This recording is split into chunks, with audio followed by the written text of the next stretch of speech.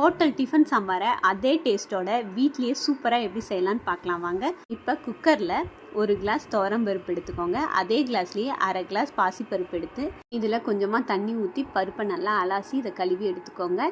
பருப்பில் இருக்க தூசியெல்லாம் போயிடும். இப்போ ஒரு சொம்பு தண்ணி ஊற்றி ஒரு 10 சின்ன வெங்காயம் போட்டுக்கலாம். 2 பச்சை மிளகா, கொஞ்சமாக கருவேப்பிலை சேர்த்துக்கோங்க. கொஞ்சமாக பெருங்காயத்தூளும் போட்டுக்கலாம். ஒரு அரை ஸ்பூன் சீரகம், 1/4 ஸ்பூன் மஞ்சத்தூள் போட்டுக்கலாம். இதில் பீன்ஸ், கேரட், 2 தக்காளி சேர்த்திக்கோங்க. இந்த டிஃபன் சாம்பாருக்கு டேஸ்ட்டு கொடுக்குறதே இந்த மஞ்சள் பூசணிக்காய் தான். இது சேர்த்துனா தான் டிஃபன் சாம்பார் டேஸ்ட்டு வரும். இப்போ இந்த சாம்பாருக்கு தேவையான உப்பு போட்டு 2 ஸ்பூன் சாம்பார் தூள், ஒரு அரை ஸ்பூன் மிளகாய் தூளை போட்டு நல்லா மிக்ஸ் பண்ணிக்கோங்க. இப்போ எக்ஸ்ட்ரா கொஞ்சம் தண்ணி விட்டு லிட் போட்டு ஒரு 4 விசில் விட்டு எடுத்துக்கலாம்.